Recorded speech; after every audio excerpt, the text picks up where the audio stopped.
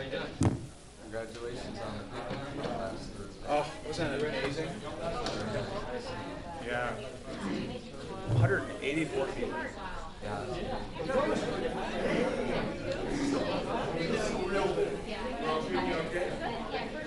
All right.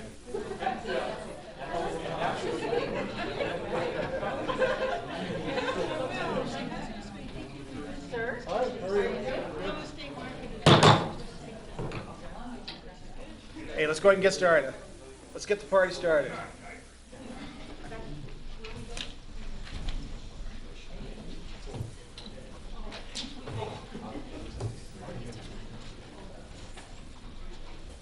All right, I'll call this meeting to order, special meeting for April 28th, 2014. Would our Deputy Mayor please lead us in the Pledge of Allegiance? I pledge allegiance to the flag of the United States of America and to the republic for which it stands, one nation, under God, indivisible, with liberty and justice for all. Exactly. Well, thank you everybody for joining us. The purpose of today's meeting is we've been talking with the Chamber representatives, we've been talking with the Highline folks and also the Sound Transit folks. We're talking about potential alignment. And actually, I think we wanted to have, we wanted to have the representatives from Sound Transit join us at the table, representatives from the Chamber, and I think we've got some spots up here. And we wanted to have much more of a round robin kind of discussion. The purpose of today's meeting, well, whenever four of us get into a public setting, obviously, it's an official public meeting.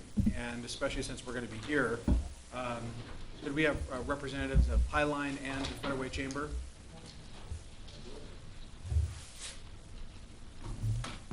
And we also asked, the Sound Transit folks to be here. We're talking about potential alignment. Whenever four of us shall gather, obviously, it becomes an automatic public meeting. And since we're here and because there's such great interest, I'll wait for a second.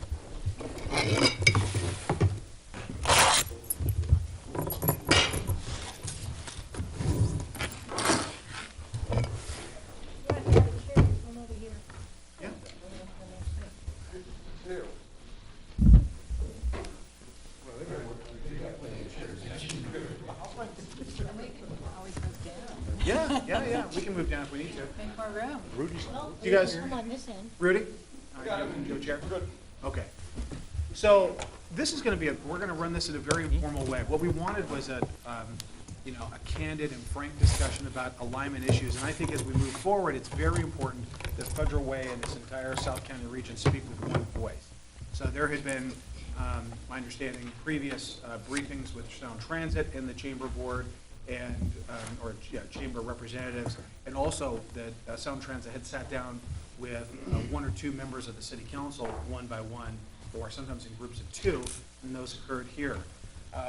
But obviously we're coming to a very important process in regard to how we're going to proceed, and I think it's very important as we move forward that we understand each other's perspectives. So I think we are here in a public setting. Why don't we introduce ourselves and go around the horn real quick and who we represent. Dee? Dini Duplo, City Council. Martin Moore, City Council. Bob Selsky, City Council. Jean Burbidge, Deputy Mayor. Jim Farrell, Mayor. Kelly Maloney, City Council. Viviana Sefa Dawson, City Council.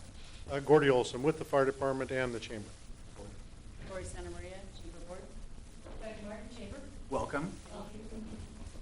Dan Altmeyer, trustee at Highline College and on the Chamber Board. Good evening, Jack Birmingham, Highline. I don't know if everybody had a chance to meet Becca. If you didn't, please do so after the meeting. This is kind of her first day on the job, so I don't dare asking her questions yet. This is a present for me. Patty is here. Patty is well knowledgeable about this issue, and I discussed with her. If she sees something she wants to clarify, she's fully free to break in and join the conversation. Rudy Alcott, Chamber Board. Chelsea Levy, Sound Transit. Legal Race Sound Transit, also with some knowledge of that issue. All right, we're obviously, entering into a phase in which we're going to be talking about alignment and we're looking toward the future. Obviously, the plans as they stand right now with Sound Transit is not to go further than 240th, just exactly where Highline happens to be. I think from our common understanding, that's where essentially a fork in the road will occur, and we're trying to figure out, issues in regard to cost, economic development. But I understand a lot of this is premature, but I think it's important for us to start a dialogue. We had a neighborhood connection, one of our town hall meetings last Thursday, and we actually had some significant interest on this subject at that meeting, and I was able to say that not only have we been talking, both the chamber and the city, with Sound Transit, but talking about this meeting. So this meeting will be televised, and I guess at this stage, we have on the agenda right now a Sound Transit presentation in regard to where do we find ourselves right now, and sort of tee up the issue, if you will. Excuse me. Yes. I'm Mayor. Yes. I'm going to present the chamber's perspective when we go clean out of this evening. The chamber is concerned that we not make a premature judgment. We certainly understand that if the chamber and or other entities who might be interested in the city were to find agreement in alignment, that might be preferential as the soundboard transit considers provides alignment. But the purpose of tonight's meeting is not that. It's simply to, from our point of view, to learn the latest from Sound Transit. We've had briefings, and you have too, the Middle Highline has. Try to find out what the latest is. What is the timetable for the decision-making process? What is the latest information? When we discussed with your staff this meeting, that was the intent, to try to make sure that the three entities met at the same place, the same time, same circumstances, heard the same information, and frankly, heard each other's questions. Right. So we don't disagree with the need for exchange of information to make sure that we're understanding each other's points of view. But I want to caution that we may not end up in the same place. The city has policy issues, the city has directions, the city has interests, so does the chamber. They may or may not coincide. And we'll just want to see how that plays out. Our goal tonight is to gain more information, take it back to our board. As you notice, we have less than half of our board here. Take the information back to the board.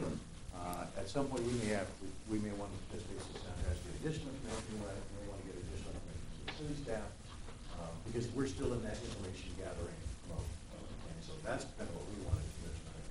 What's mainly Sound Transit, and hear your questions along with our own, and have you a chance to hear our questions. We're interested. That's right.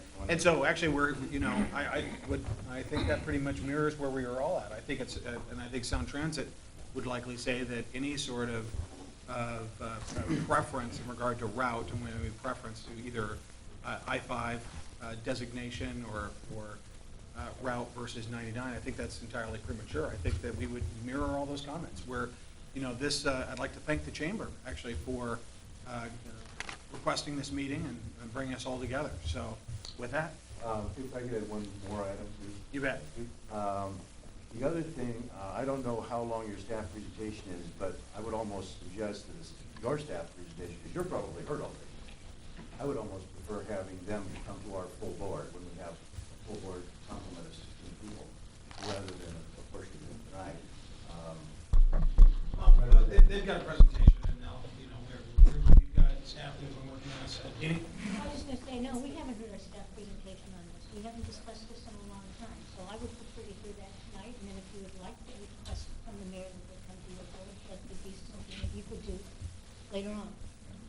Kelly? Yeah, and just to be respectful of the community, they have invited to hear that as well. Okay. And I would just add too, that this is not a one-time only discussion. This is part of a continuing series of discussions that will form a dialogue. It's very important to all of us. Okay, thank you. Sound Transit, go ahead. All right. So, Mr. Mayor, members of the council, members of the chamber, and Dr. Birmingham, thanks for having us. And I think I've developed a presentation that will speak to the need as just expressed, which is basically to give you an update on where we are right now.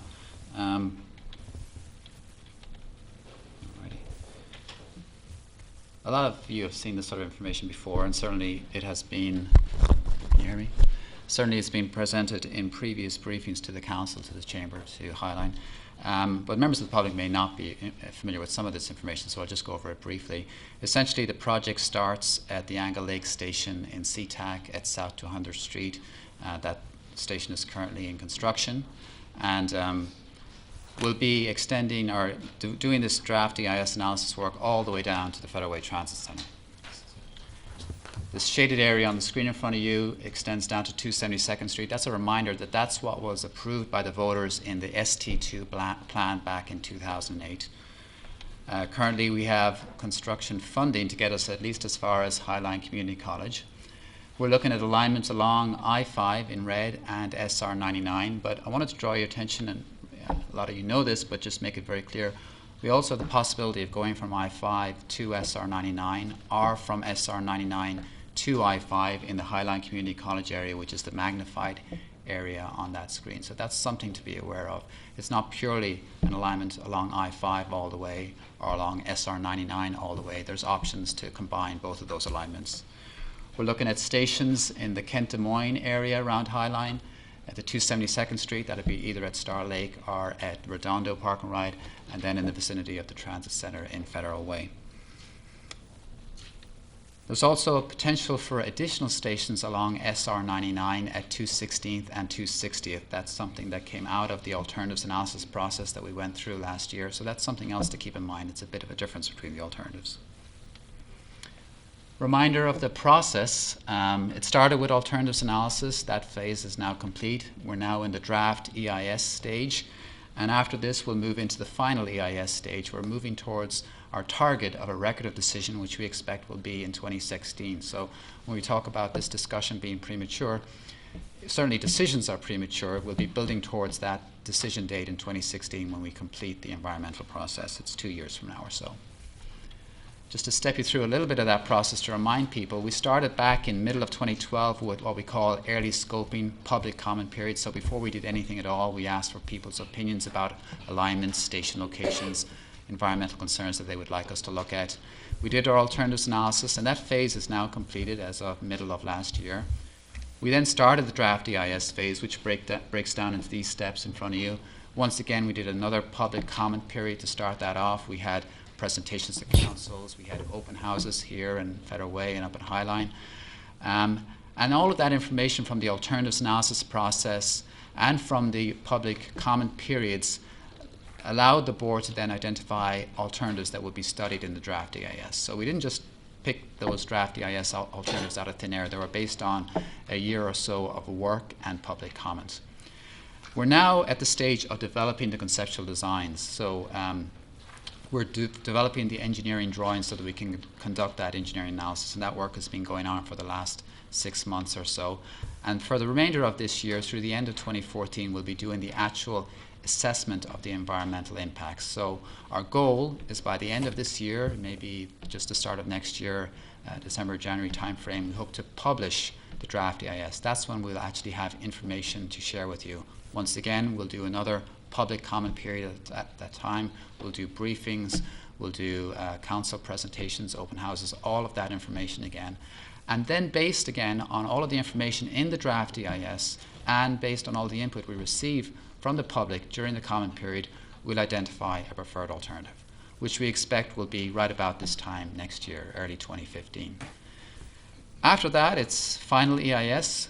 Final EIS is essentially responding to comments that you've heard on the draft EIS and buttoning up the environmental analysis, which leads to selection by the board of the project that will be built and the record of decision on the project, which concludes the environmental process. So we expect that to occur in late 2016, and then we can move into final design construction with the goal of having revenue service in 2023. So a couple of basic things. Probably most people know what an EIS is, but I'll just spell it out. It stands for Environmental Impact Statement. And just to make it very clear, we don't just decide on an alternative and then go ahead and analyze that and build that.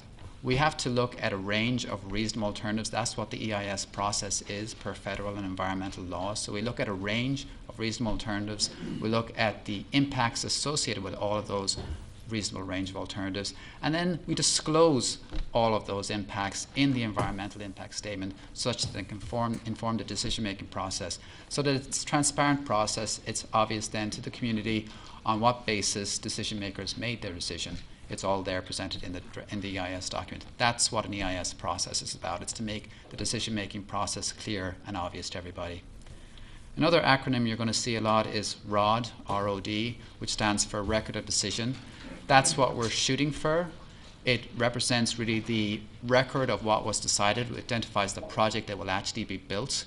And it provides common responses. So any responses that are made throughout the process on the draft EIS will provide comments, and they'll be recorded in that record of decision, so it's obvious. It will also identify mitigation measures that become part of the project. We will, as we go through this process, identify impacts associated with alternatives. We will also identify ways to mitigate those impacts, and those are all captured in the record of decision. So it represents a record of what will be built and also what mitigation measures will be applied as we go forward with construction of the project. So those are important terms to be aware of. Something else that I'd like to talk a little bit about is what do we study in an EIS? You've heard about environmental impact statements. What do we mean by environmental impacts? Well, first of all, we look at impacts on the transportation system, so impacts on existing transit services in the corridor, impacts on traffic. That's particularly in the case with station areas where you've got a lot of parking and things like that. And then we've got impacts on the natural environment. We're talking about things like air quality. This project, generally speaking, light rail project and rail transit projects improve air quality, but there will be areas where we might have pockets of air quality issues, particularly around parking areas where you have a lot higher concentration of cars parking and things like that. So we'll do analysis in those areas. Greenhouse gas emissions, ecosystems. So we're talking about impacts to vegetation, plants, animals, those sort of things. You know, different alternatives will have different types of impacts to the ecosystems. Alternatives along I-5, for example, may have impacts on trees along I-5, wetlands, McSorley Creek wetland, for example. Those sort of issues need to be examined and made clear in the environmental impact statement. Water resources, geology and soils, you know, we want to make sure that we don't have issues with landslides, liquefaction, those sort of issues. They're all explored in the environmental impact statement. And then the third real category of impacts is community impacts, the impacts that people living along the corridor or working in the corridor would experience, things like noise and vibration, things like visual impacts to parks, land use and economic activity, a whole list of different things there, energy, hazardous materials, impacts on low-income and minority populations. We need to, that's another area of federal law which is very important. You can't simply put an alternative anywhere you want. You have to assess whether it unfairly impacts certain minority groups or low-income groups. That's covered in an environmental impact statement. Impacts on cultural, historic resources. And then construction impacts. It's a very big category. We can assess what the impacts will be when the project is actually in operation, but the impacts associated with getting to that point, doing the construction, what it's going to do in terms of traffic diversions, noise, all those sort of things. All of this is the sort of information that will be looked at in the environmental impact statement, and we'll have information that can then allow you to assess and analyze the trade-offs between different alternatives in terms of these things.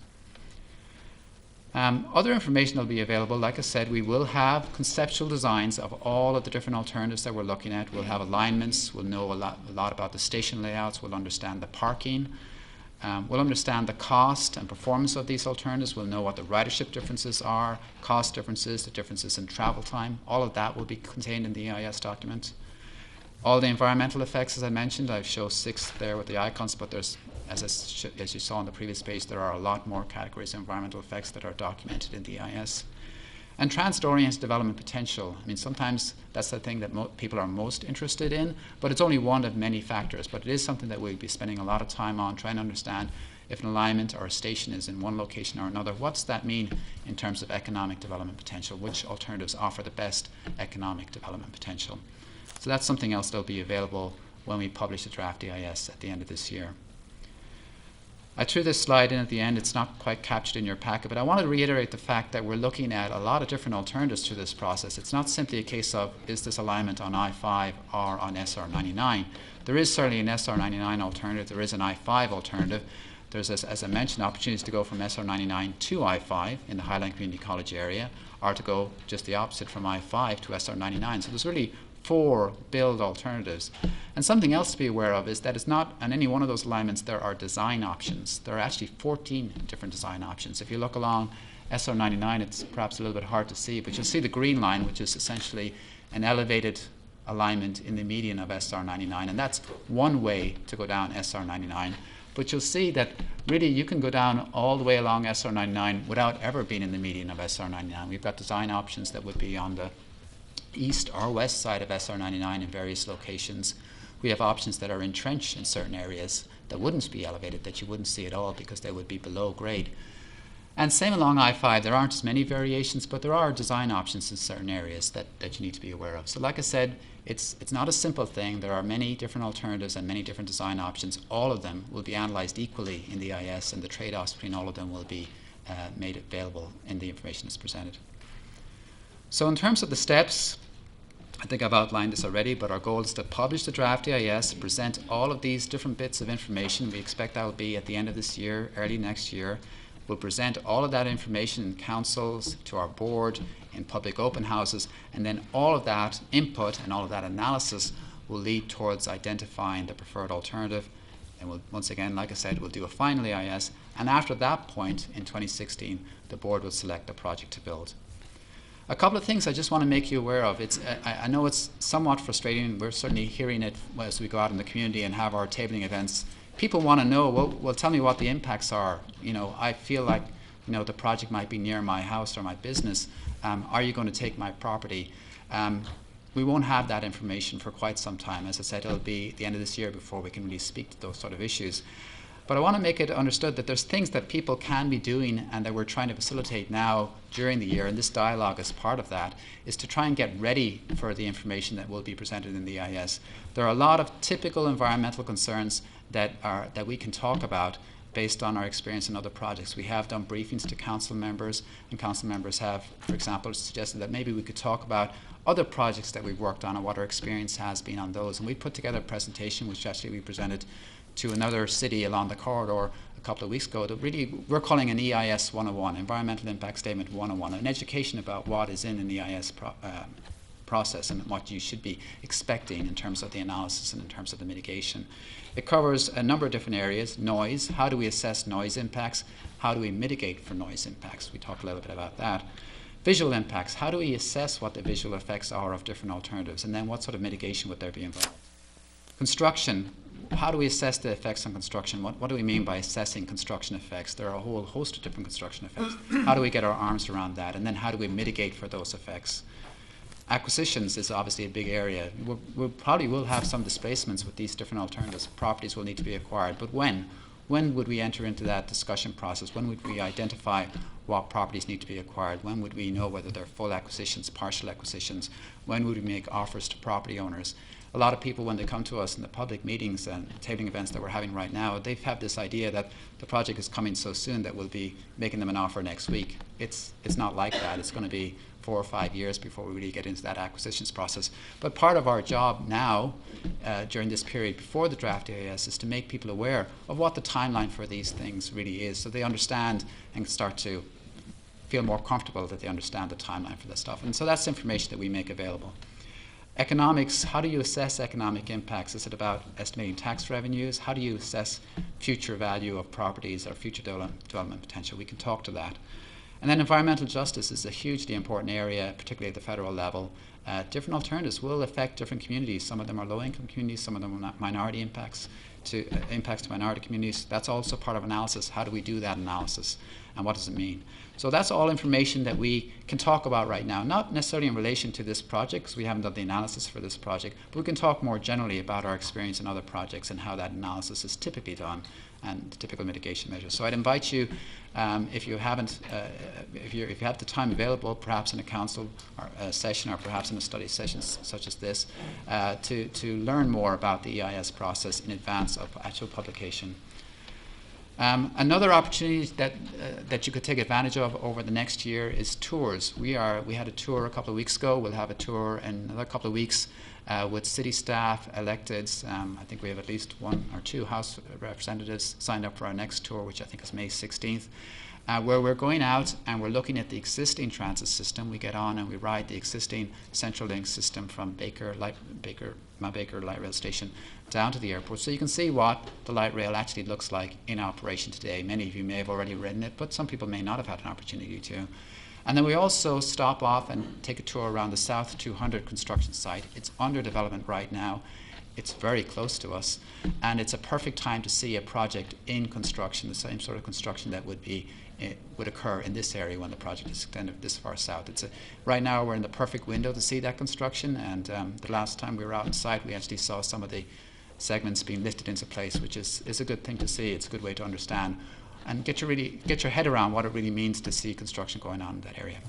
So I would invite you to take advantage of the opportunities to learn more about the EIS 101 process, about the tours, that stuff, practical steps that can be done while we wait for the actual EIS analysis to become available at the end of the year. Just wanted to conclude with a couple of these things. Reiterate, early 2015 is when we expect to be able to enter into a discussion about a preferred alternative. That's when we will have the available information and when we'll have the public comment. I want to reiterate, it's complex. There are a lot of different alternatives. It's not just 2. It's not just SR 9995. There's lots of different combinations, lots of different design options.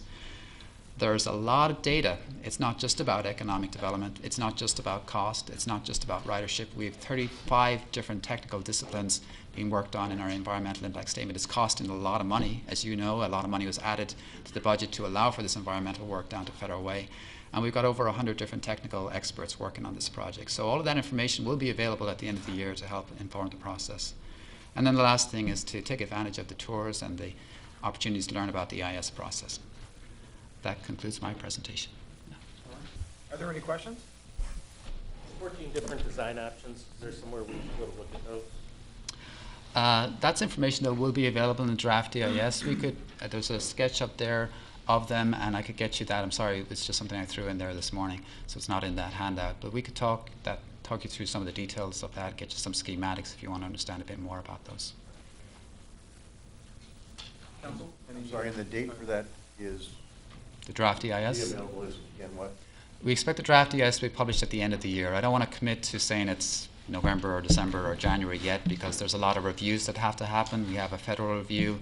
We have an agency review. It'll go out to all the different cities and staff, and that's all informal reviews that happen before we publish. So it's a little bit out of our control, but we're hoping for around the end of the year to be able to start the public comment period. Thank you. So I see that the discussion regarding preferred alternative will start early next year. When will it be finished? I missed that. Typically, the draft EIS comment period is 45 days. That's per environmental law. So, in that time period, we'll be having discussions, having the city council briefings. It'll be a very important time to become engaged. The comment letters are due before the end of the comment period, so cities, Highline, the Chamber, whoever wants to comment, members of the public, would need to get their comments in before the end of that 45-day comment period in order to be formally on the record. Kelly? First of all, I don't envy you. Excuse me, can you speak up? Yes, sorry. Anyway, I appreciate you being here.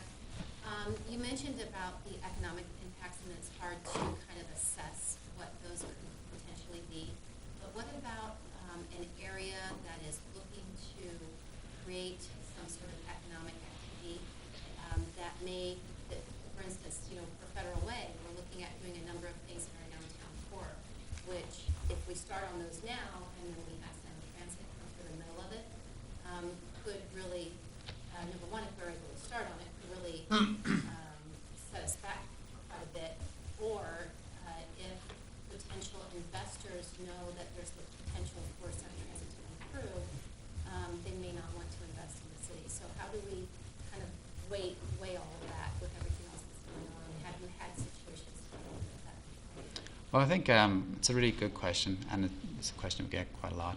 I think that, I think a big part of the reason why we're doing the CIS work all the way down to Federal Way right now, even though we don't necessarily have the funding to get that far, is to try and address some of those questions very early on, so that there can be some certainty around where the alignment will be. Is the alignment going to be on 99 or I-5, or where exactly will that be?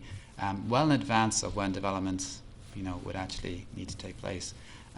So I think we're in a good position right now doing the EIS work down to Federal Way. I think all of the information in the EIS will help clarify exactly what properties might be impacted, and help inform the station location decision, and make assessments about what makes sense based on what the city's plans are. That is an area. You saw land use and economic activity as one of those categories there. It's based on an understanding of what the city's plans are right now, what their plans might be in the future, and a discussion around that. It's intended to bring out those issues and illuminate the discussion a little bit so that a logical decision can be made. Can I ask a follow-up real quick? When I met with the two of you, I asked about an example like this and whether Sound Transit would be willing to work with private investors to help them understand the potential impacts Mhm. if you were to come in. And I believe you said that would be something we could do. Absolutely. Councilmember Duclos. Yeah, I have a question on the funding, because our citizens have been paying into Sound Transit for quite a while, and it seems very, very little. So, and you say that funding is not available right now. When will the funding be available to start bringing it down to the end of the county? If I could answer that question, I would, but I'm afraid I can't really answer that question. Well, and it just seems unusual that we're getting this information, but we have no idea. Is it going to be 2016, 2030? Yeah, I think that's a frustration. I would share this. I've never ever been involved in a project that this early on actually knew where their funding was going to come from. Typically, when you start an environmental process, you have no idea if a project will ever be funded. I know we don't have that, but it would be nice if we had some idea of when it might start to approach this area. Mhm. Because our people have been paying money in for years, and we have not seen really anything. This is the first time that you folks have come down, starting this year, to visit with us and show us some potential plans. It might be nice to have some idea. Is it going to be in the next 10 years, next 5 years, that we might see some action starting? Well, I think right now the answer that I can give you is that our goal is to get through the environmental process over the next couple of years. And if we can get through an environmental process, that's a very big hurdle to cross. It puts your project in a better position to get potential funding. Now, where that funding comes from, whether it's from the Federal Transit Administration or whether it's based on some local funding initiative such as something like ST2 or something else, I simply don't know. I don't know where the funding would be. But that's not something that we're focused on during the EIS process because it's not a question that we can answer. We're focused on just getting through the environmental process, positioning the project so that it's at the front of the queue for whatever funding might become available. And if we can get through the environmental process, it just makes the case stronger then to get the project funded. I might add that in order to be eligible for federal funding, we have to complete this environmental process. Yeah, I understand that, and I'd like to see that that's happening. It's just that the patience is wearing a little bit thin. We'd like to have some assurance that the taxes our people are paying are going to show up in something. Thank you, I understand. All right. Anyone else from the chamber, from Highline? Actually, a good question. The slide you showed that you added late looks very similar to the handout we received in some of the briefings. Has that got, and I have to admit. Yeah, it's basically the same. It's basically the same information you've seen Does it before. have more current information in terms of how the head grade, elevation, speed, everything those other drawings have? No, we're still developing these conceptual designs, and certainly we have working drafts of this stuff, and we've briefed people internally about what that stuff is starting to look like, and staff and all that sort of stuff. But it's premature for us to start presenting that publicly because we don't feel confident enough in the information yet. It could change around. So the information we do have, which you've kind of seen stuff like it before, is schematic necessarily. We don't want to imply that it's going to be here and these are the properties it's going to impact, because that implies a level of certainty that we don't have. The basis of my question was simply, it's been 4 months or so since I received that data. I was just curious if you have more refined data than looked like was Yeah, potentially ahead of yeah, time. yeah. I could verify. Sabados. I have ridden the the light rail, and I like it. It's very efficient, very effective. However, it's very expensive already. So by the time it makes it to Petaluma, I know going to Seattle is going to be, I don't know if it's going to be cost effective to take the light rail versus driving my car, or even riding the Metro or the other one, right? A, whatever the bus. Rapid riding. So, and like I said, it's a great idea. I like it, but also when you look at the alignment, Highway 99 would be more. There's going to be more displacement. There's going to be. Seems like it's going to impact a lot of people. Versus I-5, it just from thinking about it, it doesn't seem like there's a lot of activities, or properties are. There's that huge between 200th all the way to 272nd. It's just built. So it just seems like environmentally or impacting people, it just seems like it's less. Yeah, I think that would be something that a lot of people would say. Of course, that's what the draft EIS is meant to explain or make clear. It is more complicated than that.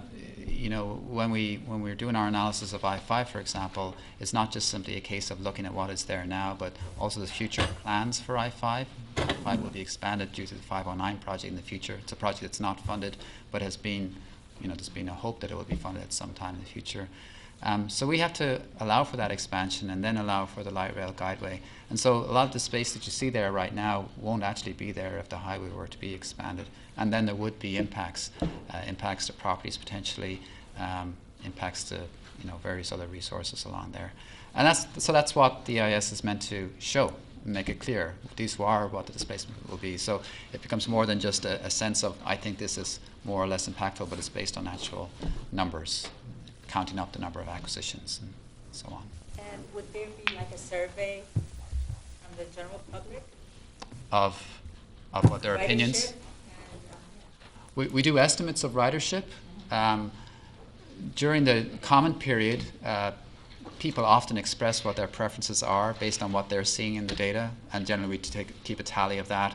We have online surveys and all that sort of stuff. So we will have a very good sense through the draft EIS comment period. We'll get hundreds of comments, if not more. And you know, it's not that it's a voting contest. It's not about, you know, the most people. If more people say it's 99, then it's 99. It's based on more than that. But it does. We will have a sense for what people think through that process. All right, Patty, Nolan? You addressed it just a little bit, but just to make sure that the EIS completely weaves in the plans of WashDOT and those that are funded or considered coming down the pipe. Yeah. We are, in terms of our design, we're allowing for a full build-out of the 509 project because there is an environmental document in place for that. This is very similar to what we were just talking about. It's good to do an EIS because it identifies where the impact might be, even if you don't have funding for it, and then that area is kept, it's reserved, if you like. And it's the same for us. We are aware of what the 509 project, what the design for it is, and we can design around it so that we don't preclude it in the future if funding were to emerge for that project. Deputy Mayor Burbidge? Related to the 509 build-out or expansion, I know it's more complex up north, and it's in my understanding that as it approaches Federal Way, it is more likely to be simply adding lanes to I-5. That's true. And are we talking about, my understanding was one additional lane north, It's lane south? Yeah, as you get close, from Kent Des Moines down to 272nd Street, the plan right now is 2 additional lanes, and south of 272nd Street, it's 1 additional lane. Something else, we talk about allowing for 509, but there may be other things too. You've heard a talk about tolling along I-5 as another idea too. So that's also something else that we need to factor into the mix and keep aware of. Plus other things that WashDOT may want to use with right away. So we meet with WashDOT staff and FHWA staff all the time to try and understand what their plans are and make sure that we're allowing for them. You know, before we go any further, I need to excuse Susan Honda. She was unable to be here this evening, and we're going to have comments from her that she has emailed in. So I had forgotten to say that before, so she is excused from this meeting. Did you have another question? Councilmember Moore? Thank you so much, and thanks for being here. I know that it may be a little bit challenging to come into Federal Way and talk about this exciting prospects for the future of Federal Way. One of the things I might not have heard is if you could share with us your plans for parking and what that's going to look like, because as you know, we've talked about this before, parking does generally is an issue. So if you can just kind of share your thoughts on that, that'd be great. Well, that's something that we're developing. I've spoken to you a little bit about where those plans are going, and to several other council members. Generally, we are planning to provide parking at the station areas, and permanent parking would likely be structured. Right now, we're analysing a set of scenarios that we are carrying through our EIS document, but that'll change, perhaps based on our EIS analysis. So I'm reluctant to say specifically what the number of parking spaces would be when we publish the draft EIS. At this early stage, we're testing scenarios right now. We have a good idea of what might be the parking scenarios at those station locations. But I don't want to get out ahead of the draft EIS document. That's why it's challenging to come down here and present and to go to the public, because people want to know specifics, and it would be reckless of me to give you specifics at this point. Yeah, and that's obviously that's not a bad answer, and I understand you can't give us too much. But I guess you're fully aware that parking is an issue. Hopefully, Sound Transit kind of hears us loud and clear that we're not going to be sticking people on the streets and having to walk 10 miles to utilize public transit. Right. So, Right. Yeah, thank you. Okay, Councilmember Selsky. Yes, thank you, Mayor. Just two questions really. Can you describe the process, how the draft EIS identifies alternatives that eventually lead to the preferred alternative? Well, actually, the process, I can't recall if you were on the council at the time, but as I said, we started back in the middle of 2012, and we had a public comment period. It was a 30-day comment period, and we asked the public to just, what alignments do you think we should look at? And people suggested I-5 and 99, but they also suggested other corridors and other modes. And so we took all of those ideas, and we went through an alternatives analysis process. We presented several times to the council on the different steps in that process.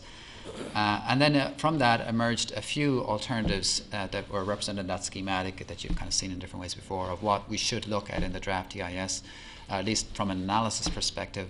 We then had the second round of public comment, which is shown there. We presented to the council. We had another public comment period. We made some changes based on the public comment period. The changes were specific to the I-5 alternative. One of them was specific to the I-5 alternative, where we had been looking at an alternative in the median of I-5 all the way down to Federal Way. But tolling was part of the discussion. Those lanes might be used. So we modified it based on the public comment. We also made some other changes, particularly north of here in the area along 30th Avenue in Des Moines, where that was an alternative that had been suggested in previous comment. But then in the second round of public comment, it really wasn't looked on favorably, and our analysis didn't look on it favorably. And you may recall in the alternatives analysis process, we looked at 25, I think it is, station locations along the corridor.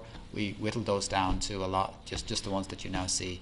So that's how we identified what should be studied in the draft EIS. There were a couple of dozen alternatives in the AA process, and we got it down to really 4 plus design options that we're looking at in the EIS. So that's how we got to that point. And now we hope to take the next step to whittle it down to a preferred alternative at the beginning of next year.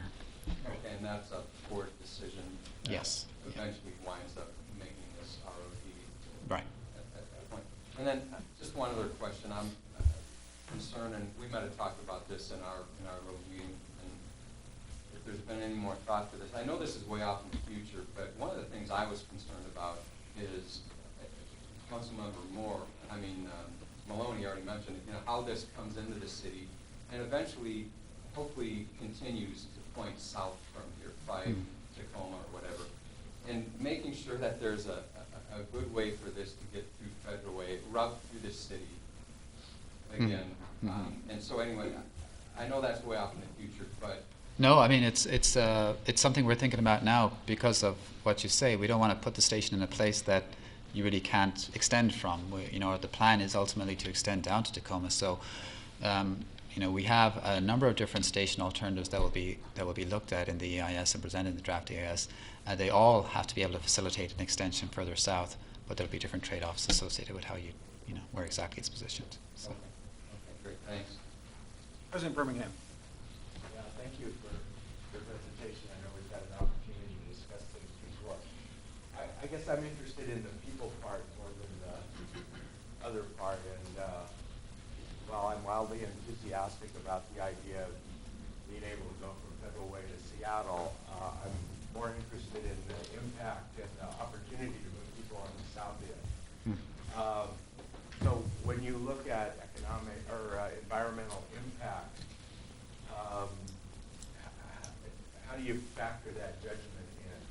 So just as an example, if I'm on the I-5, if I'm running down I-5, and I'm really interested in moving people from 272nd either to the college or moving people from 272nd because they're big customers to Federal Way, if the station's over on I-5, I don't really have a lot of people there. Mm-hmm. But if it's over on 99, I actually have people there and neighborhoods and communities. Mm-hmm. And so part of this for me is how do you see this as facilitating people moving on the south end so that they can come shop in Federal Way, so they can come to my college, so that it's part of commerce as opposed to they're on a freeway.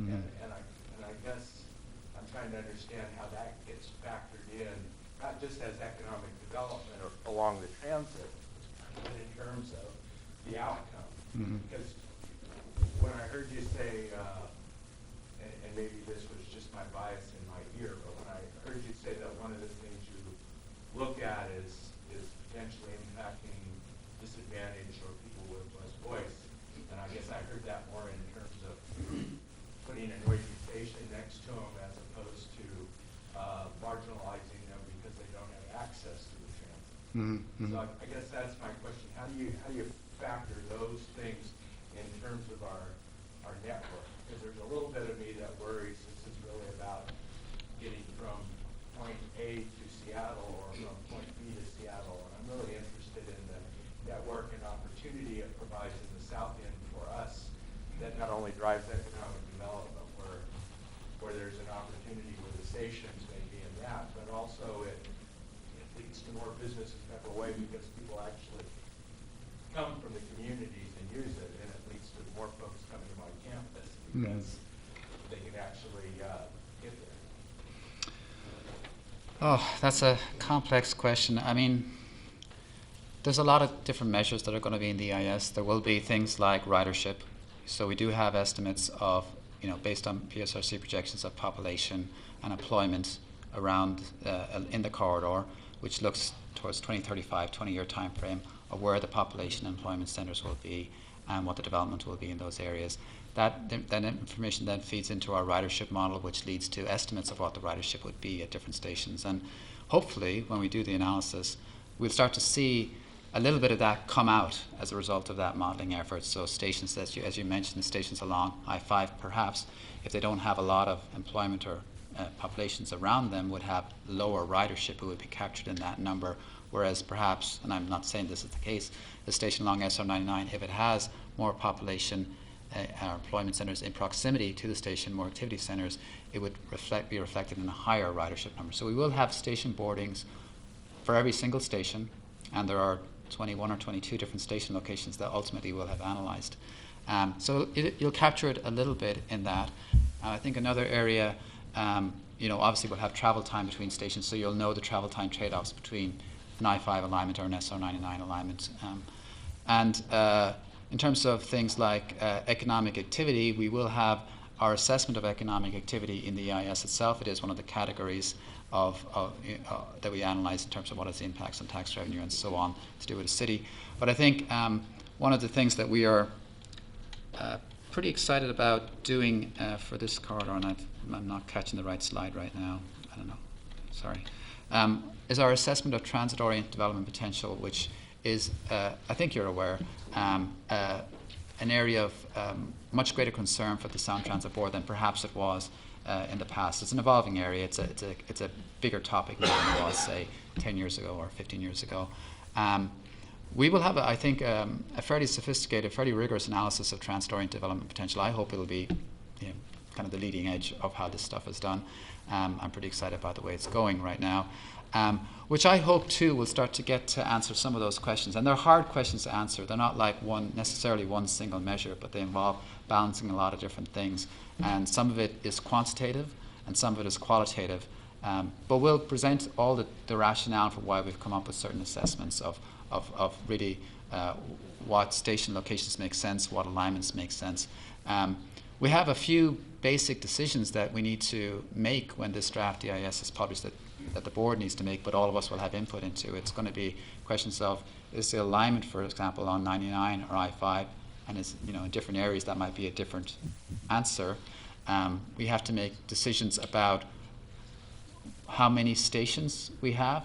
We talk about the baseline stations at Highline Community College, at 272nd and Federal Way, but what about other station locations along SR99? We're looking at 2 additional ones, 216 and 268. So that needs to be a decision. Do we add those or not? And then the third, I'd say, level of decision making is, if you talk about Highline, where specifically at Highline, for example, would the station be? Or at Federal Way, where specifically would the station be in Federal Way? And that's another area that our data needs to help us answer. I don't know what the data is actually going to tell us. I really hope that it reveals the differences, the trade-offs between these alternatives. We're throwing every measure we can at this study area to try and perhaps get to those sort of things that you have a sense are differentiators between the alternatives. We want to be able to quantify them and demonstrate that this is a better station or this is a better alignment for these reasons, and you can see it, it's transparent. As I said, that's the purpose of the EIS process: full disclosure, understanding of why decisions were made. It'll be a very exciting time when this draft EIS is published and the lead up to it, and then the conversations following it, to really try and get our arms around all of the information, and it'll be a bit of a debate. People will interpret the data in different ways, perhaps, but I think it'll be good. That's why I was kind of stressing during the presentation. Start thinking about it now. Start getting educated about the EIS process now. Start to understand about light rail now, because when this is published, there won't be a heck of a lot of time to really digest it all. So it's really good to engage in conversations about it and study up on it. Councilmember Maloney. I agree with Dr. Birmingham. Really, when it comes down to it, it's all about people. That's the reason this is being done in the first place, is to get them from here to there. And the marginalized in our society are the people we need to look out for. I definitely agree with that too. I hope I'm not overstepping to say that when the council talks about economic development, we're really thinking about prosperity for the people in our community. And that's really what it all boils down to for all of us. And I know that from working with Dr. Birmingham many years ago, and that's key for him, and working at Highline, that people who are marginalized or maybe have difficulty getting around, they do know how to figure out transit, and there are programs that help them as well. And working over in industries where I currently work, we have quite a few people who come to our facility, training and so forth, through mass transit. And they definitely have the ability to figure that out, one, either economically, and also the different ridership, how to get from here to there, all of that. And there are also people who can help them figure that out. I just want to kind of reiterate that I think from the city, and again, I don't want to overstep, but I think that we really are looking at the people as we're talking about economic development, because it all drills down. Anyway, and I do feel confident that people who need help with mass transit will get the help that they need, even as King County is planning, also looking at some of the service that they offer right now. I do feel confident about that. Well, they'll have to now. We all read in the paper today, actually, front page of the Mirror online, as we sit here right now, is about all the 550 hours of bus service they're going to pick, and what was it, 100 and something bus hours, which affects families getting to and from, so people are going to be waiting longer. Councilmember Duclos. Thank you, Glenn, for coming down here again to us. It seems like we're talking about two different scenarios. I know you probably looked at Allison, but you haven't seen. But between these two scenarios, is there any way that they can combine so they can meet the needs of one area as well as the other area? Does it have to be all down 99, or does it have to be all down I-5, or could it be a combination? I think, well, in terms of, I mean, it could be a combination in the sense it could be 99 to the north of Kent Des Moines and I-5 to the south, or I-5 to the north and 99 to the south. But in between, something that's middle between 99 and I-5. I mean, to the north, we looked at an alternative along 30th Avenue, which is between I-5 and SR99 during the alternatives analysis process.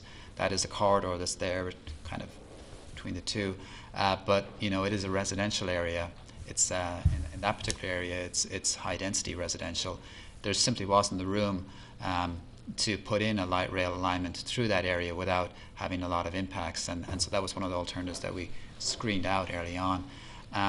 We did, in the scoping process, we asked people for lots of suggestions. There were, a whole range of things, but a lot of cases there were reasons like that, primarily impacts to residential properties, or engineering challenges in certain areas. Steel Lake, for example. How do you, that you simply you're not going to go that way. So, that was the alternatives analysis process, was to try and get it down to things. We looked at 24th Avenue to the north. Everything that we could, we tried to figure out. It's a very interesting topography down here. That informs a lot of our alignment decisions. You wouldn't believe how much it affects our design. It's not. It's obviously it's sloping from, east to west, and once again towards the east as well. I understand the college's need, but also I understand the city's need, because we really are looking at economic development and having it come down into the city directly that way instead of 99, which we spent a lot of money, not only our city, but many cities, improving over the last several years. Well, I think one of the things that has been very useful in terms of the process of the public comment period and in terms of working with staff and with the cities is that, we do have alternatives along 99 now, but as you saw in the graphic there, we have alternatives along 99 that would not actually affect the roadway, that would not be in the median of SR 99, that would not necessarily have visual effects, that would be entrenched in certain areas. Alternatives that we could not possibly have foreseen when we started this process, but have emerged as we've developed our design and gone through the process. I don't know yet whether they're good. I don't know what they'll cost and what the impacts really will be associated with them. But they promise, I think, and it'll be interesting to see how they stack up. And that might be sort of the middle ground that you're talking about. An alternative that doesn't affect the SR99 roadway itself or the investment, as you mentioned, but still kind of gets you down that corridor. The yellow areas on that graphic that I showed you are kind of, Thank you. Seems as though we're beginning to look at more specifics at this point. And to me, so much depends on what we are really trying to accomplish with light rail. Are we trying to get people long distances quickly? Are we trying to provide local transportation for as many as possible efficiently? But we need to look at those realities that have been mentioned too, in terms of the fact that we have sort of neighborhoods of people, clusters of people, in some areas more than in others. But regionally, there are people in all directions. And also the reality of the fact that right now people who live in an area like Federal Way, for the most part, most of the people have access to an automobile at least part of the time. But will that always be the case? Will that be the case 10 years from now? I see us moving in a slightly different direction with that. And yet, we are challenged to provide local transit coverage. There are many areas of Federal Way that have absolutely zero access to walking to and we don't see that changing very quickly. So there remain so many challenges. So I think it's important to look at the different ways of handling the light rail, as has been mentioned. Whether, in some areas it should be elevated, in some areas at grade, in some areas below grade. And I know there are places throughout the Puget Sound area where it's being tunneled. I know that needs to happen in a federal way. Right now we're nearby, but it's being done for various reasons throughout the region. And I think it's important to keep all options in mind at this stage. If we don't look at all options at this stage, we may certainly regret it later on. I'd be interested in knowing more about the potential, what it would be like to do the trenching you mentioned, and how that would work in terms of crossings and access and stations. But also, I think another point I didn't mention as part of this that has been discussed is how many stations will there be? We've talked about certain basic numbers, a station at 272nd, a station at 320th, a station at 348th. Is there any opportunity for continuation? Well, to the station question, that was one of the things that we presented during the early scoping period. How many stations? Where should the stations be? And as I mentioned, along SR99, along I-5, people had a lot of different ideas about suggestions for station locations. As I said, we analyzed 25 different station locations through the AA process, and we looked at them in terms of, what would the access be to those stations: pedestrian access, transit access, auto access.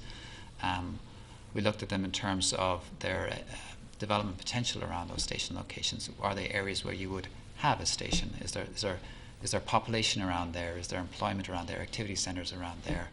What is the zoning in that area? Is it a single-family residential neighborhood, or is it zoned for something more intense in the future? Does it make sense as a station location?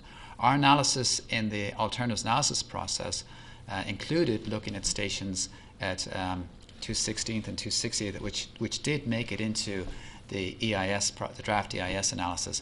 It also looked at other stations, though, for example, in Federal Way at 288th and Dash Point Road, and the analysis in those locations was that they did not really warrant inclusion in the draft EIS process. That was the conclusion of the analysis, and there wasn't really a lot of pushback on that conclusion during the EIS scoping process. Now, that is the status today. That is what we're looking at in terms of stations. Now, we will present our analysis in the draft EIS. There'll be another opportunity for public comment. And once again, if there's a feeling of, why didn't you look at additional stations, or perhaps you should consider additional stations, or whatever, you can comment, make any comments you like, and we're obliged to respond to it and perhaps take it on board if that's what the board decides to do, if there's a basis for analyzing it further. So I would encourage you to think about that and keep it in mind as the draft EIS comment period comes up, and there could be more stations if you want to make it happen and if there's a basis for adding them. Councilmember Moore? So I know we've talked about the future, the plans, the what-ifs and could-be's, and the optimistic future forward of making this a reality. Clearly, it's going to take funds to do this.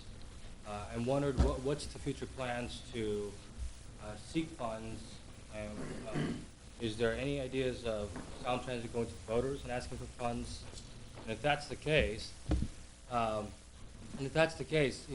you've heard me talking about how the voters in Federal Way are going to have not only a reason, but a level of confidence to say, yes, this is the right thing to do. Mm-hmm. Mm-hmm. I'll actually defer that question to Chelsea too. So we've, I think, discussed a couple times. I think I made at least one presentation here, and then we've discussed one-on-one about Transit's work to update our long-range plan. So much like the city's Sound Transit has, much like the city's comprehensive plan, Sound Transit has a long-range plan that kind of outlines the regional vision for regional transit. We are in a process now to update that plan. It was last updated in 2005.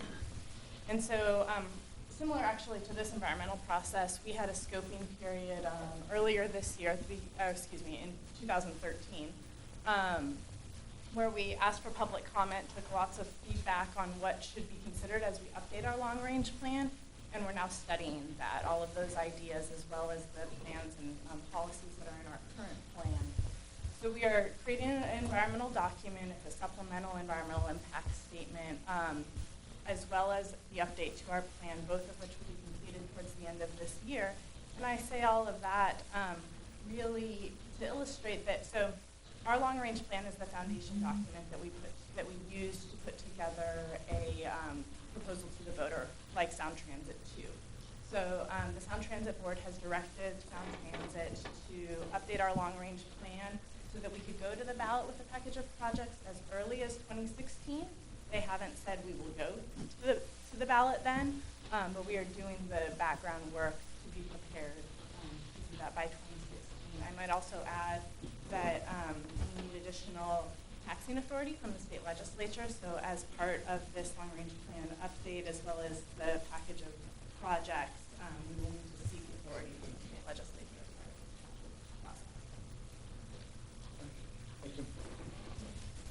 Right, Bob? No, I was just saying, we might want to move ahead to the next presentation unless there's other questions, because there is opportunity later to come back. I was asking if anybody else had any other questions of this person. All right, thank you very much.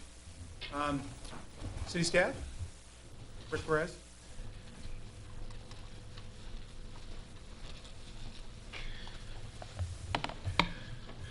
Well, good evening. Let's see, get back to the beginning here. So, just real briefly, there's only been one council action in the past. That was May 2nd, 2006, where the council approved a letter supporting an I-5 alignment north of 320th and allowing for a Highway 99 alignment or I-5 alignment south of 320th.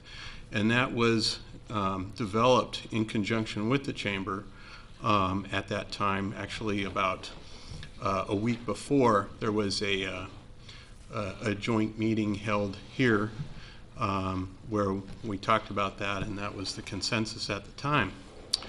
Now, that doesn't necessarily bind the council because it was just a comment letter at that point in time too, but just for some historical reference. Currently, I and the planning manager, Isaac Conlon, are involved in the interagency working group with Sound Transit and the consultant team, and we are reviewing and commenting on those work products as they are produced. In addition, we have staff meetings involving the Public Works Director and Community Development Director with Sound Transit staff too, as the project develops. So we're trying to stay involved and up to date on what's as the EIS process lumbers along. Now, we also submitted comments in a scoping letter late last year. I will not go into all the gory details here, but you know, Cahill mentioned that, you know, the number of different categories of comments, and I will be focusing here a little bit on a couple of them, but in particular, land use and transportation impacts, I think, are the most significant one, as well as aesthetics. So I can produce copies of that scoping letter if anyone's interested. So trying to find examples of what this facility might look like. And now, this is out of Vancouver, BC, so it's not necessarily, you know, Sound Transit standards, nor the city standards or state highway standards, but this is on a provincial highway in British Columbia, actually out in Port Coquitlam, of what the SkyTrain looks like as an aerial alignment in the median. I think what Sound Transit was showing on their slide was a little bit prettier structure, and also I would note that, you know, Lougheed Highway here is actually narrower than Highway 99, so it does feel a little bit more constrained. But I was looking all up and down the West Coast trying to find what would be a representative alignment. One particular aesthetic concern is where we transition from in an overhead structure between the median and a side parallel alignment, you end up with some of these straddle bents, and it's really hard to make them look pretty. So there is a significant visual impact associated with that. Now, as Cahill also mentioned, that there may be opportunities to go under rather than over for these types of transitions, and that would clearly be much less visual impact. Also with respect to noise, because if you can see it, you're going to hear it. You might hear it even if you can't see it, but there's definitely going to be some impacts associated with that. Now, there's also impacts associated with alongside a freeway, and this was Sunset Highway west of Portland. So actually I worked on it a number of years ago. And here it's not an exact parallel because Sunset Highway is not as huge as I-5 is in Federal Way. But just to try and get an idea of how those impacts may look. Initially, there was some concern about what the right-of-way acquisition impacts would be on either alignment. And particularly since the city is, as was mentioned earlier, we've spent a great deal of time and energy widening the corridor, and that right-of-way acquisition process can be somewhat painful. And so the concern in particular on some stretches of 99, we have several lots fronting 99 on one side or the other that are very narrow, and the buildings are relatively close to the right-of-way. So if there's any widening that needs to happen, those right-of-way impacts could be significant. In addition, if they end up with remnant parcels that can't be redeveloped, then there's an economic impact associated with that as well. And so, these are issues in particular that the city staff made Sound Transit aware of in our scoping letter, that we would like to see the EIS address that, and of course they are agreeing that that does need to be looked at. Now, Cahill also mentioned that with I-5 you are looking at not just what's out there now, but what the state DOT plans to do. On this stretch of I-5 between 272nd and 320th, we are looking at an additional southbound lane, and also the potentially adding a second HOV lane in each direction, and that would also be potentially converted to hot lanes like we have on 167. So that was the tolling that Cahill referred to. So even though the state has a fair amount of right-of-way out there, that doesn't mean it's available, and so there is some potential right-of-way impacts, and mostly those right-of-way impacts are residential. So there is a trade-off there as well. Talk a lot about economic development impacts associated with station areas, and as Cahill mentioned, we're really, since there's going to be a station in City Center regardless, focusing now more on what happens around 272nd. Are you going to use the Redondo Heights Park and Ride on Highway 99 or the Star Lake Park and Ride at I-5? And Cahill mentioned tonight too that we're typically talking about a half-mile radius for potential transit-oriented development, and what's the redevelopment potential in that half-mile area. But it's not half a mile as the crow flies, really, because if that half mile is really based on how far people are willing to walk to a transit station. So when you lay out where we have pedestrian facilities for people to walk on, it actually constrains that half mile even further. This is what would be available on the roadway network, assuming that the transit station ends up at the Redondo Heights Park and Ride. Now, similarly, at Star Lake Park and Ride have the same kind of issue, but even more extreme because of the constraints of the freeway on the east side and this pretty significant wetland up here. And so this is what you end up with, potential redevelopment, and most of that is owned single-family residential on the Kent side, and this is already existing multifamily along 272nd. So continuing into the draft EIS process, Sound Transit staff and their consultants continue to be responsive to the city's concerns, and city staff will continue to review and comment as information becomes available through this process. And really, that's about all I had to say. Be happy to answer any questions. Are there any questions? All right, thank you very much. Thanks. All right, Chamber of Commerce, comments?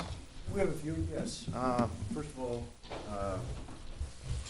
thank you very much to your staff, Mayor and Council, for hosting. Thank you very much to Sound Transit. We most appreciate you coming down here. It seems like you spent a lot of time here. Just in very brief form, I think there's just several things that we learned tonight that are helpful. The first one is we don't have quite as tight a time frame as many of us thought. The last time I sat through one of these briefings, I think I've been through 5 or 6 now, we were looking at fall of this year as opposed to spring of next year. So that provides us several months additional time frame to kind of look at closer at some of the issues, which I think is frankly pretty beneficial. From the Chamber's point of view, I think what we're trying to look at, and first time I apologize for this today, I think we got to it a little bit, and that is much of what we seem to be focusing on from Sound Transit's point of view, the city staff point of view, has been the construction, the implications of the construction, and how that affects the community. And what I see is kind of in the short term. If we're looking out 30 or 40 or 50 years, I think is where we ought to be looking, because we're going to be participating in a system, or seeing a system constructed, that's going to go very much into our future. And in that light, you start to look at things a little differently. You start to look at how does it affect economic development in the future? Where are those businesses? What's the best chances for business expansion? I'm not making any judgments on that. I'm just asking that as we all think through where we're going with this, what we're going to support, that we look in a much broader and longer-range fashion.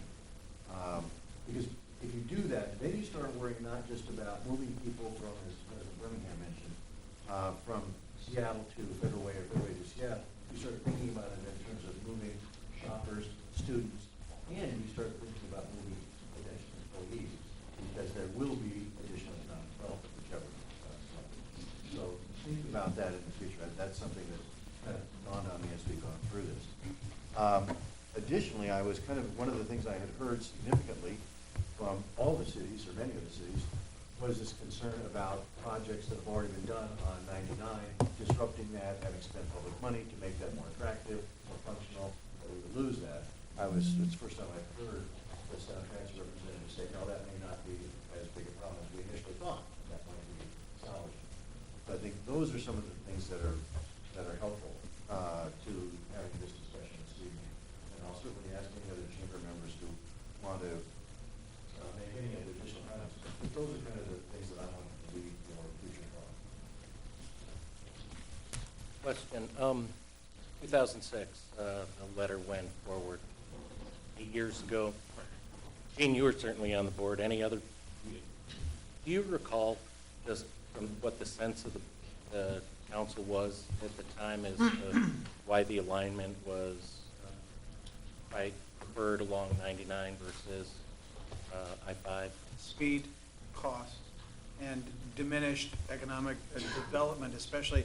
In order to go, I think the concerns that I've always heard in regard to a 99 alignment had to do with the fact that if you go at grade, then obviously you're going to slow down because you've got to stop for those traffic lights. And it automatically impacts not only those businesses, but, so if you go down 99, it would appear that in order to do it at where speed would be probably the best, you'd have to go elevated. My understanding in this, an elevated approach costs a lot more per mile than does at grade.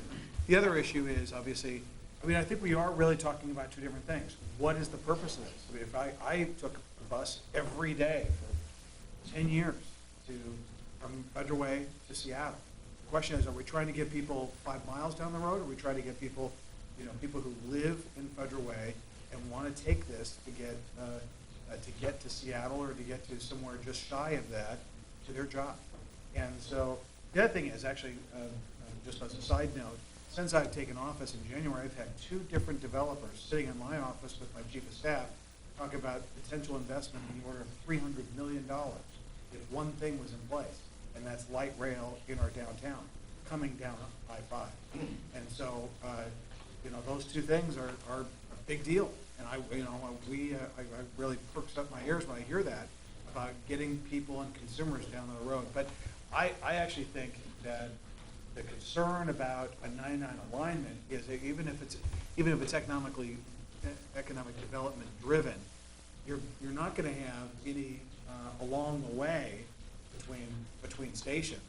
You're not going to have the kind of economic development. It's not going to be stopping at every stop. You're going to have to go for quite a period of time between these stations. And so this economic development thing is sort of well, I don't see how it would necessarily materialize. So it's speed and cost. I would comment just a bit too, and I think what you're leading up to there. I'm sorry. What I sense is being suggested by the mayor is that that the economic development that would tend to occur as a result of bringing light rail would be focused mainly on stations and around the stations. And so, and when we were talking at the very earliest about potential locations and working with the chamber on that, a great deal of the image that we were presented with included and proposed alignment along I-5, but then at the stations coming over at least toward 99, so that you then have the best of both worlds, really, because you have the speed and the lesser impact on already developed areas, and you have the potential for additional economic development and enhanced use of business activity where it already exists. There was suggested at one point, and this, I think, as I recall, it came to a large degree from folks from the chamber, of having an I-5 alignment primarily through Federal Way, but then at 320th coming over toward 99 and even to 99, and then down 99 and then down 16 to a station at 348. So it actually would be perhaps a combination. Let me tell you, just a quick anecdote. About 14 years ago, right when I started, or 15, 16 years ago, right when I started at the King County Prosecutor's Office. Of course, I can't hold a meeting without saying I used to work at the Prosecutor's Office, right? But I used to head down there every day. One day I got on a bus a little bit later instead of the express bus. That the express bus would start right there at the Park and Ride and would go. It would take 40 minutes to get downtown. One day I came a little bit later, got on the 174. It took me about 2.5 hours going up Pack Highway, stop after stop after stop after stop. I never took that bus again, obviously, because I didn't have all day to get downtown. So that's really what we're talking about. Or do we want a system in which we're going to pay literally billions of dollars to build, to go, that's just going to be essentially the milk run down 99? Or do we want a facility, the ability to transport people in a financially and in a real world, a real life circumstance that makes sense for people and families? That's the question. Mr. Mayor, we would hope that we are not entering a lobbying phase this early. That this city would maybe keep a more open mind about the options until most of this information is available. Well, I'm entitled to my opinion, Mr. Absolutely, Rickner. sir, you We are are. here to discuss, and so I am saying what my opinion is. And it's informed by years and years and years of experience commuting between here and Seattle. So this is an opportunity to discuss, and this is my input. And that is the reason that we were looking at, maybe looking out 30 or 50 years and not just for the short term. Because certainly the economic development opportunities you mentioned last week that the community certainly get everybody's attention, certainly get my attention in terms of economic activity. We're just suggesting that we look much farther into the future and evaluate everything on an equal basis. Oh, I'm looking at the future, thank you. Yeah, I would just like to respond to that a little bit, because I think that when you do economic development, and you look at any type of development in a municipality, you're looking long-term. And when we're talking about these opportunities that we're hoping are coming our way, we have a long-range vision for those. And so I think that you have to look at the short-term and the long-term. And I'm pretty sure that we have a comprehensive plan that incorporates all of that as well. So I'm confident in it. President Birmingham. Yeah. You know, I get your perspective on the speed in getting to Seattle. I guess the opposite question is the case. People believe that people will come from Seattle to promote economic development in Federal Way, that there'll be a draw, because if you leave out much of the in-between as a ridership, as something that, you know, finds Federal Way more convenient and more attractive as an entity, I mean, if I understand you right, you've created good speed to get from Federal Way to Seattle, which makes sense. Seattle is huge development, people go there. But as you talk about economic development, what's the attraction coming the other way? That's the piece that is less understandable. No, go ahead. We do have people who live in Seattle coming to work in Federal Way right now. Not in as large numbers as go the other direction.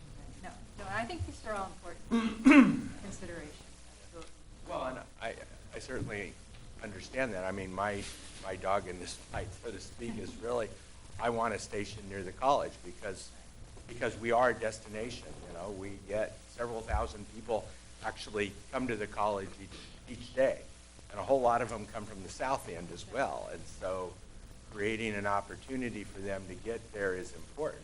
But because I'm also interested in the communities, you know, what I've seen happen at 260th, for example, and the marginalization of that area,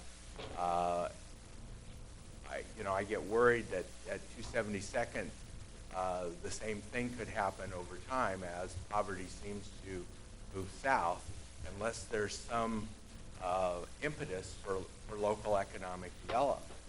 And so, you know, I feel like I have a stake in that as well, because I think those communities and those areas are fragile.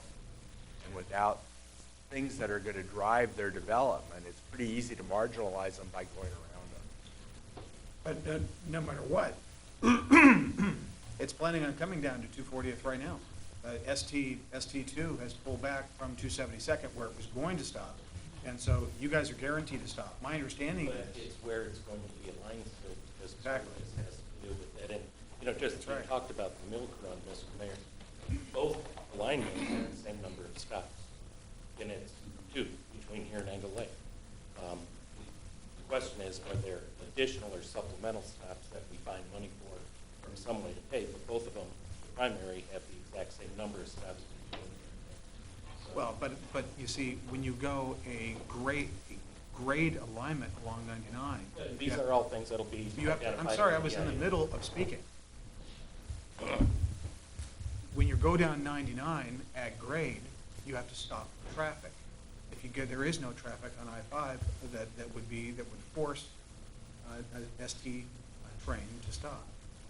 And that's what we're talking about. And if you have to go, so in order to go 99, you have to go elevated.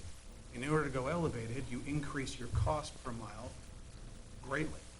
And that's my concern, speed can cause, diminished economic development. What we're really talking about is a fork in the road that occurs at Highline. Highline's going to get its station. And the question is whether we go down I-5 or whether we go 99. That's ultimately where we go.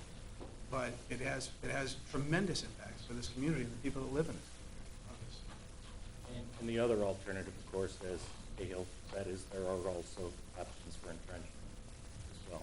So it's not always just up or down or up or even. In that case, don't hire Yeah. We stay up for it. Couldn't agree with you more. I saw they have Baby Bertha that they have. Baby Bertha? They already have one. They've already funneled a couple of projects, and they own one. I just thought I'd bring it. Mark. Patty? Patty? All right. Yeah. I just want to say, I feel as if, we can all come to some sort of consensus on this, continue to talk it through. I know it's difficult because it feels as if we all have our own agendas, but I think that we're really talking about the same thing in terms of who we're serving. And if we can continue the dialogue and, help you meet your needs, and hopefully we'll meet our needs and just move on and see what we can do. But anyway, I just want to say I appreciate the honest input on the Yeah, I appreciate the discussion tonight, I really do. And I think the real concern for the council is the economic development angle for Federal Way, because we really, really need to do something for the city. And we're working on it very much. We're working on something for the downtown.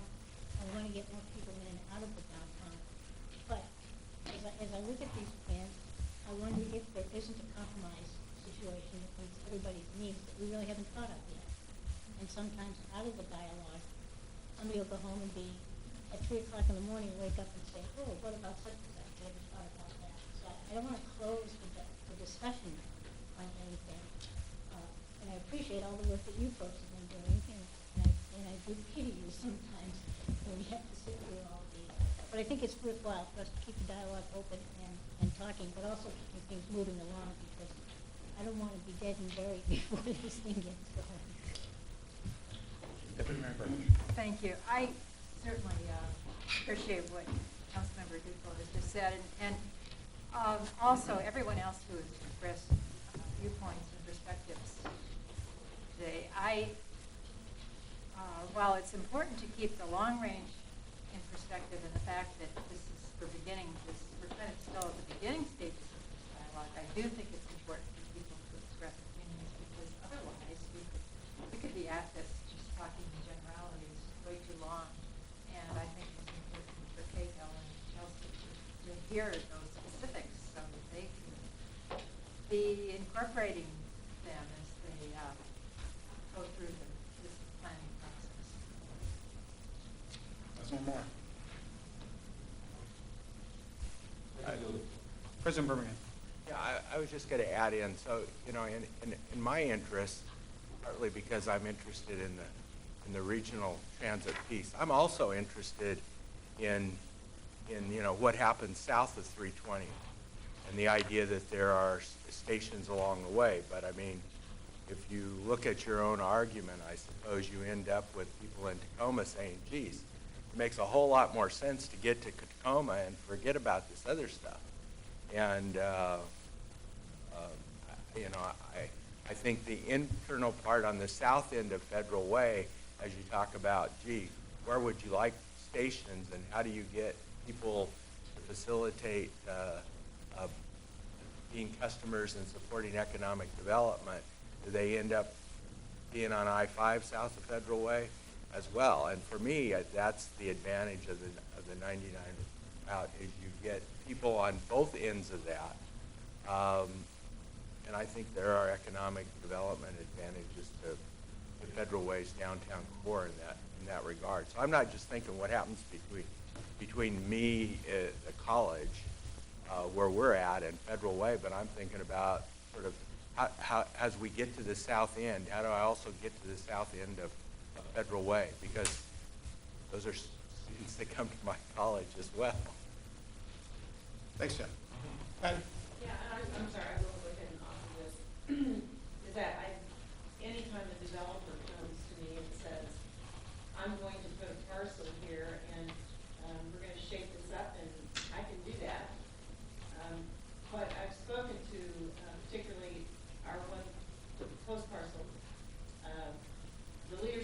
around that project. What I've said is that it would be interesting if they would look at what their project would look like if transit came down I-5 or 99.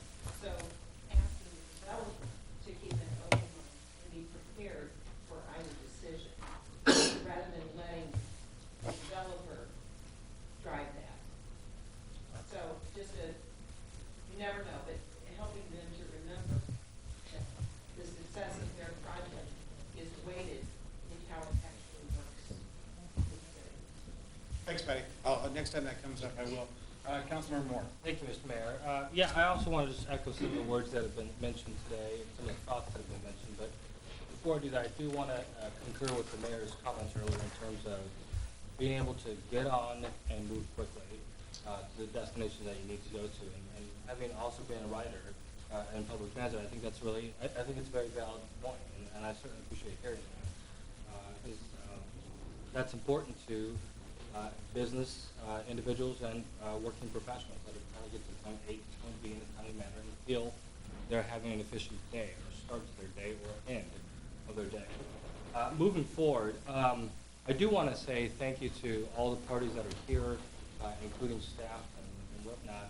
I just want to take the time to say thank you. Thank you for having a thoughtful conversation.